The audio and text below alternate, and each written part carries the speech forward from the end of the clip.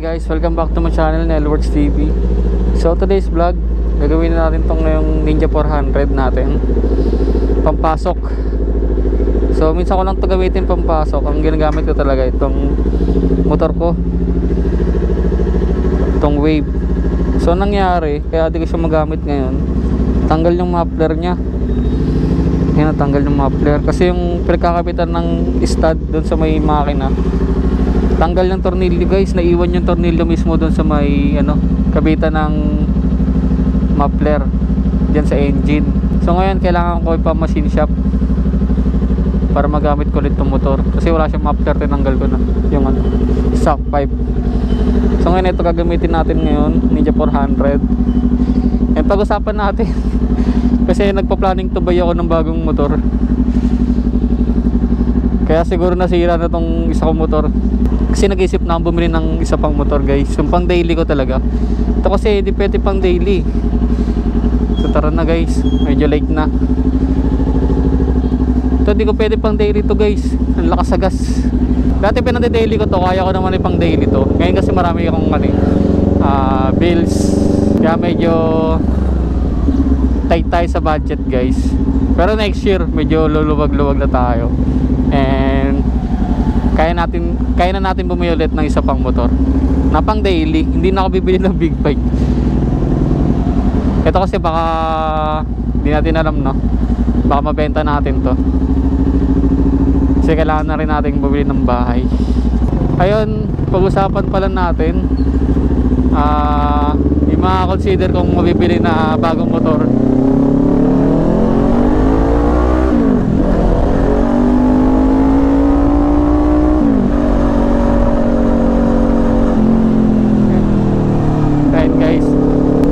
Choice na motor guys na gusto kong bilhin sa ngayon is yung PG1 kasi kung nakikita nyo naman, kung nasusubaybayan nyo ako sa channel ko, madalas tayo nagka-camping dati.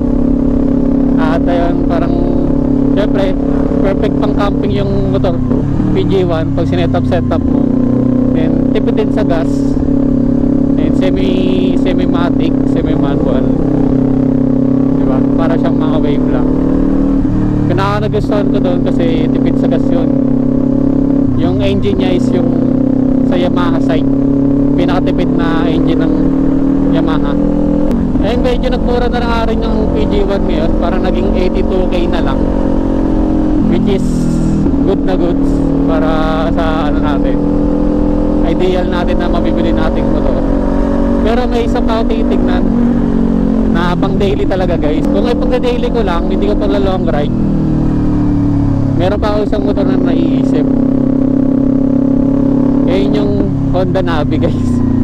Sobrang mura, grabe. Pwede ko nga siyang i-monthly. Kung i-monthly ko siya ng 3 years, kung magda-down payment ako guys ng 10,000, base dun sa napapanood ko, 1.5 na lang ang monthly for 3 years. Then for 2 years ata para nasa 2k, which is okay na okay yun, diba? Napakamura. Tsaka kung pang daily lang iisipin ko, okay na yun, pasok na sa budget.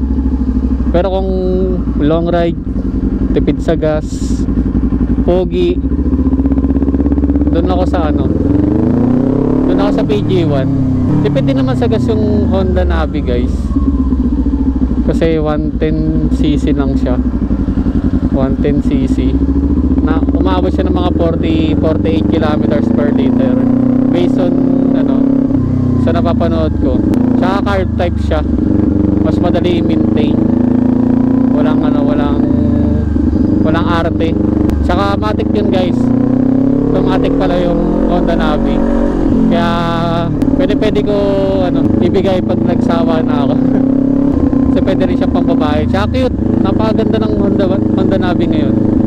Ganda ng Honda Navi, aesthetic. Syempre yung iba hindi nagaganda, mukha daw e-bike, pero okay naman siya kung titignan mo. Tsaka sa price point niya na 58k na ata ngayon yung Honda Navi SRP, kasi parang nag 55 siya nung unang labas. Para sa akin parang yun yung nako-consider kong mabili pang daily, kasi Kasi wala na eh. Yung isang motor parang tagal na kasi yun, 2016 pa. Parang kada paggawa ko may nasisira. Parang sayang lang din, di ba? Paggawa ko ng paggawa tapos may nasisira na may nasisira, bilhin na ako ng bago kaysa naman paggawa ko ng paggawa. Kaya ngayon nag-iisip pa tayo kung PG1 o kaya Honda Navi. For the aesthetic, parehas naman okay. Yung price lang talaga yung pinagkaiba nila. Sa PG1 82k, sa Navi 58. Then kung magmamonthly naman tayo,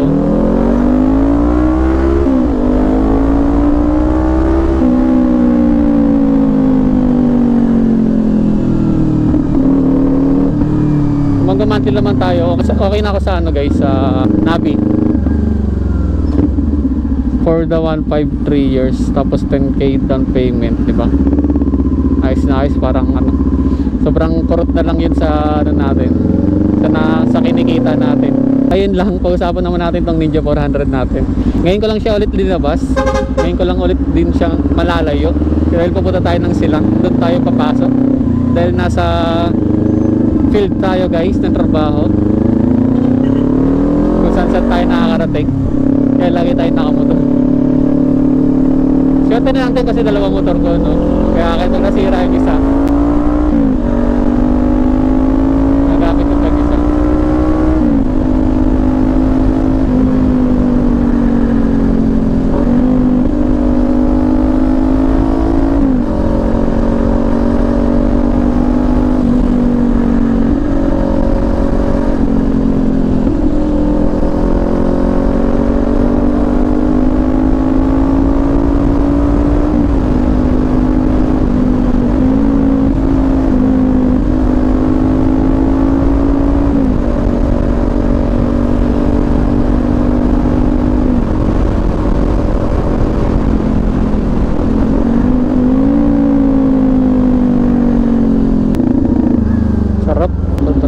Big bike.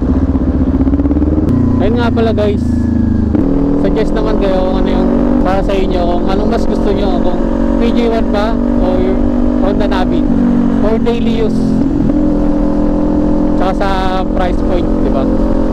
Napakalayo, pero pares naman din sulit kung mabayaran mo ng 82k yung PG1. Sulit naman din siya eh, kasi FI na tsaka Yamaha, parehas maganda brand. Honda tsaka Yamaha, pares Japan. Hindi na tayo lugi doon. Grabe, napaka-traffic dito sa Anabo. Ginagawa kasing kalsada dito eh. Kung trip nyo mag big bike tapos pang daily nyo, pwede naman to Ninja 400 kung gusto nyo pogi kayo sa daan. Para ka lang naka-Aerox. Yung fuel consumption niya nasa ano rin to, 29 kilometers, mga ganun. Medyo malapit ng konti sa fuel consumption ng Aerox. Diba nag-34 lang ata yung Aerox eh, kasi yung sa kasama ko naka-Aerox yun, fuel consumption niya nasa 34 lang per liter. Kaya kung gusto nyo ng big bike 400cc tipid sa gas, okay din naman to. Pero mas tipid ata yung ano, yung Doc 390 tsaka yung Dominar, mas okay yun. Single cylinder, ito kasi 2 cylinder pa guys. Pero kung gusto nyo tumawid sa inline 4, di ba kunyari nabitin kayo dito sa ano, sa Ninja 400, kasi yung tunog 2 cylinder lang, naka big bike ka nga pero tunog parang ano, di ba, tunog underbowl. Mabibitin ka talaga sa tunog kasi pogi na ng motor mo eh, yung tunog na lang yung kulang eh. Mag inline 4 ka talaga. Oo nga, para sa akin okay na sa akin yung CX-25R eh, yung tunog lang habulin ko eh, no? Tsaka yung pogi ng ano, yung motor eh. Tapos naka quick shifter pa yun, sarap. Kaso mahal din ng second hand, nasa 280 pataas. Konting dagdag na lang pwede ka na mag CBR eh. CBR 650, si CB 650R, di ba? Ito magkano na lang, 650cc. Alam ka na agad dun. Malang 625R. Grabe. Hindi siya sulit para dito sa atin sa Manila tsaka Cavite, kasi more on expressway dito eh. Hindi mo siya masusulit sa bayan. Sa probinsya guys, yung mga walang pinapasokan na expressway, doon pwede yun. Pero para sa akin, sa price point niya na 300k, kung bibili ako second hand, si CB na lang ako, 650R, CB 650. Ayun guys, hindi ko advisable na siguro kung malaki sahod nyo, para sa akin pwede kayo mag daily ng big bike. Pero para sa akin kaya ko naman pang daily ang big bike. Syempre may iba tayong kailangan bilhin, pag-ipunan, and hindi ko pang daily ang big bike. Siguro kung kailangan lang, katulad ng ganito sitwasyon ko ngayon dahil nasira yung isa kong motor. Well yun guys, hanggang dito na siguro yung vlog natin today. Ayun lang muna pag-usapan natin kung ma-consider ba natin bumili ng bagong motor or hindi na tayo bibili, kasi kailangan ko din talaga ng pang daily mga gamit ko dito sa trabaho, sa pwedeng ilang ride ng konti. Siguro Navi, para sa akin ang nakikita ko sa ngayon, Navi ang makukuha natin.